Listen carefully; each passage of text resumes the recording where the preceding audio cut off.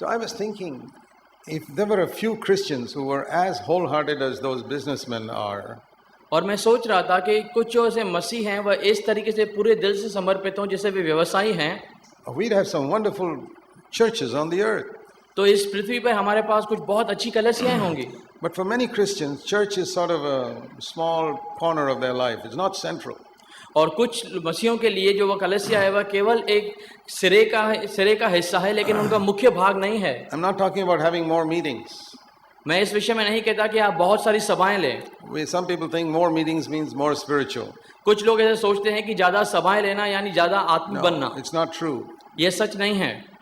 There are many monks and nuns who pray every day and have meetings every day. बहुत सारे ऐसे लोग हैं, नन्स हैं जो प्रार्थनाएं करते हैं हर दिन. They are not the most spiritual people on the earth. लेकिन वे पृथ्वी पर केवल सबसे अधिक आत्मिक लोग नहीं हैं.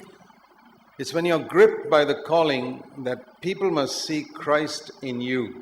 और जब आप अपनी बुलाहट के प्रति अटक जाते हैं उस समय लोग जो हैं मसीह को आपके अंदर देख पाते हैं. That is our calling.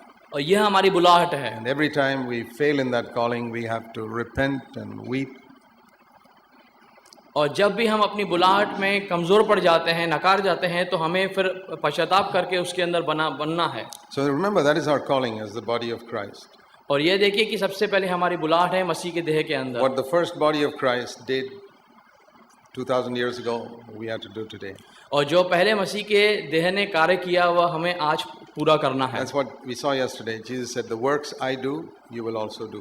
और इसलिए कल हमने देखा यीशु मसीह कहते हुए कि जो कार्य मैं करता हूँ उन कार्य को तुम भी कर पाओगे. So what are the works Jesus did? और फिर कार्य यीशु ने क्या किए?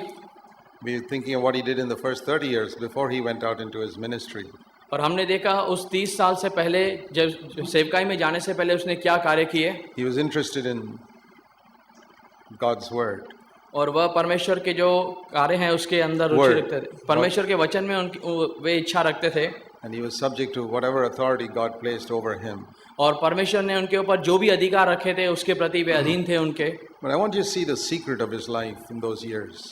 और मैं चाहता हूं कि आप उनके जीवन के अंदर उनके क्या रहस्य थे, राज थे, उनको आप जान सकें. Sometimes when we read the Bible very quickly, we miss some of these things. और कभी-कभार जब हम शास्त्र को बहुत जल्दी पढ़ते हैं तो हम कुछ चीज़ों को जो है वे छोड़ देते हैं. I want to encourage you all to read the Bible slowly.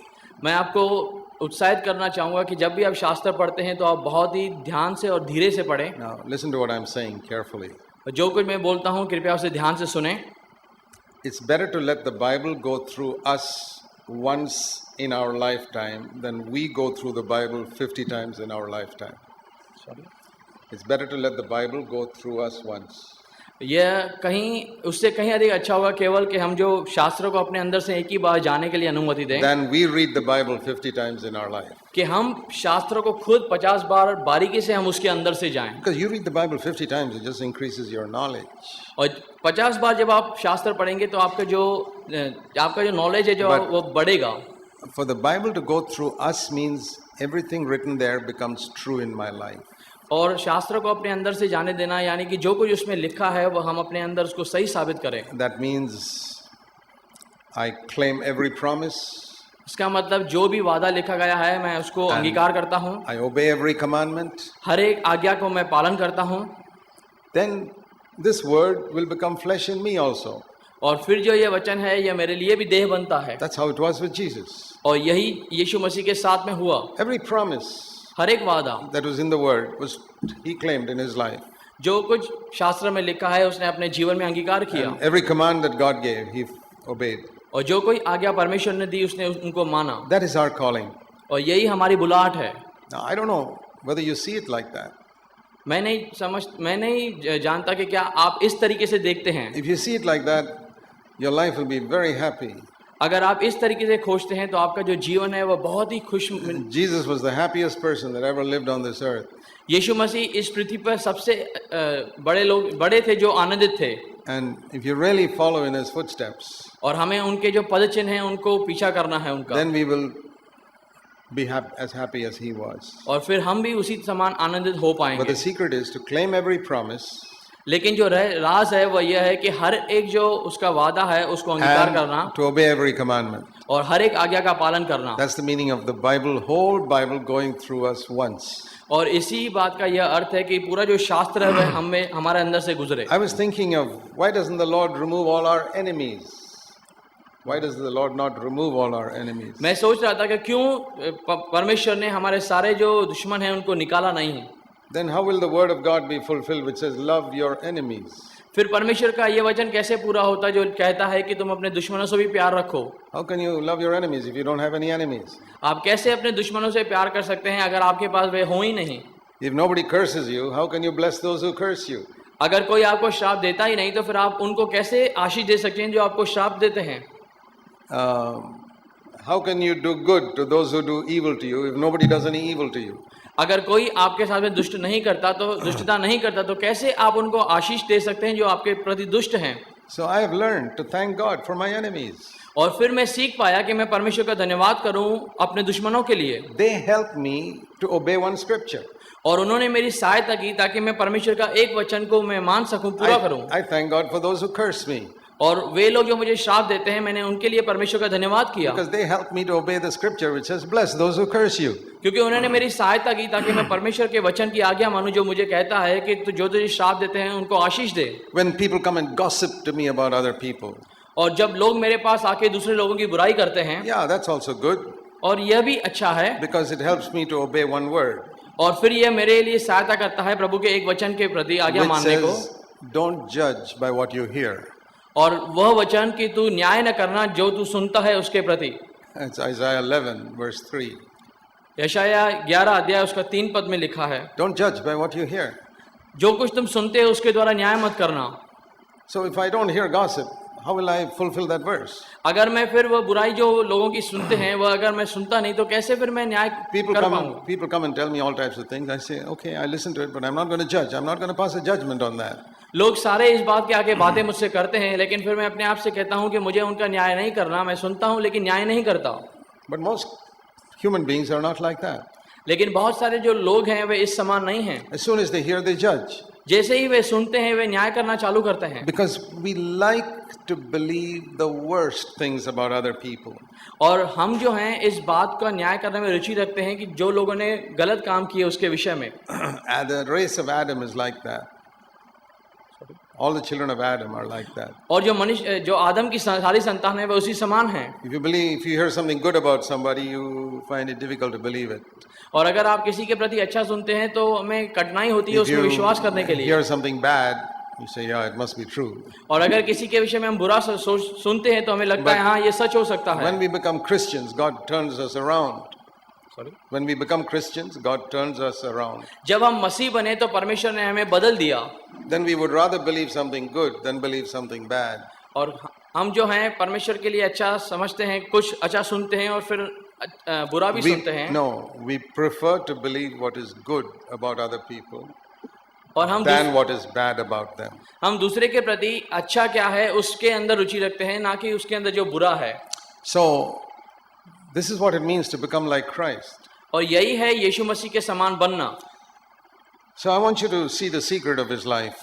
मैं चाहता हूं कि आप उसके जीवन का राज देख पाएं। How did he live like this for 30 years? 30 साल तक वह किस तरीके से ऐसे जिया। It wasn't easy for him. यह उसके लिए आसान नहीं था। Because we read in Mark chapter 6. आप अगर मरकुस उसका 6 अध्याय में देखेंगे, something about his home. कुछ उसके घर के विषय में बातें हैं। Verse 3. उसका 2 पद। Mark 6:3. The first thing you learn, he was a carpenter. और उसका 3 पद में लिखा गया है कि सबसे पहले तो वो बढ़ई था। Which means his home was a very poor home.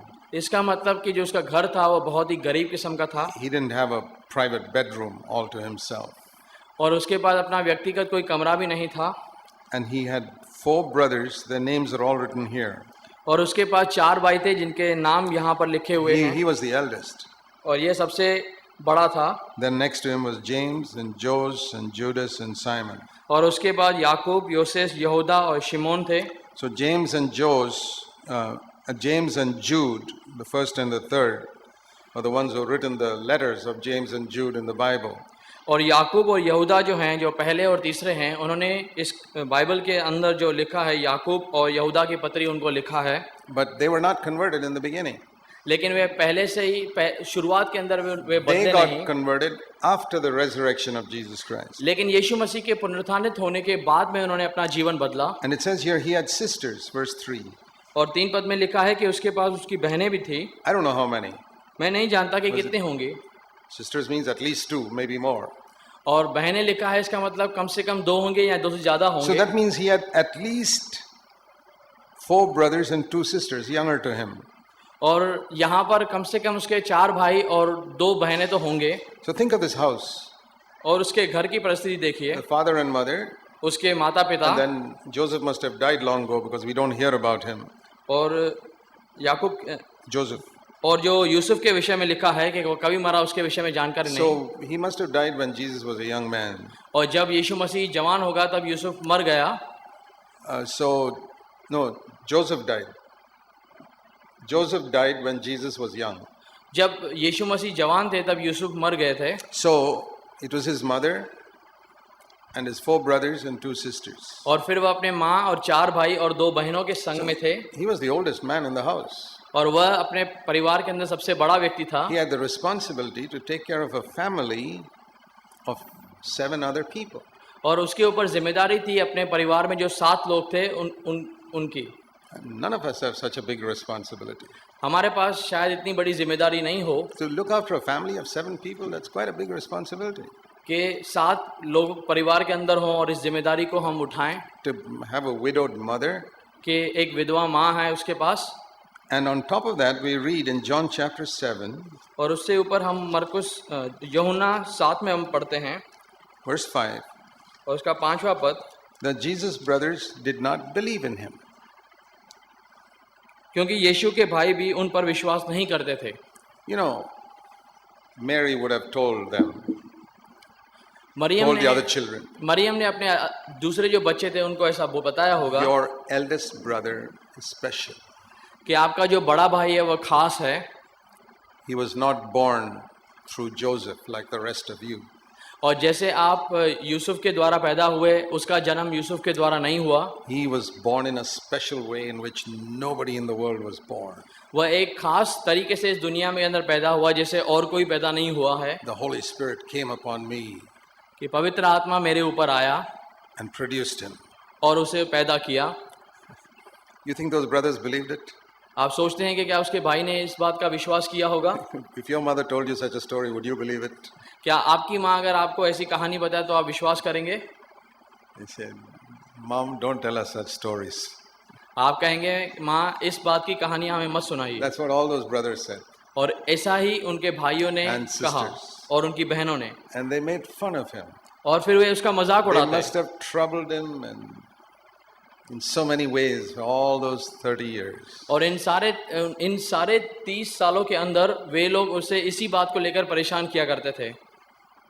But he never sinned even once.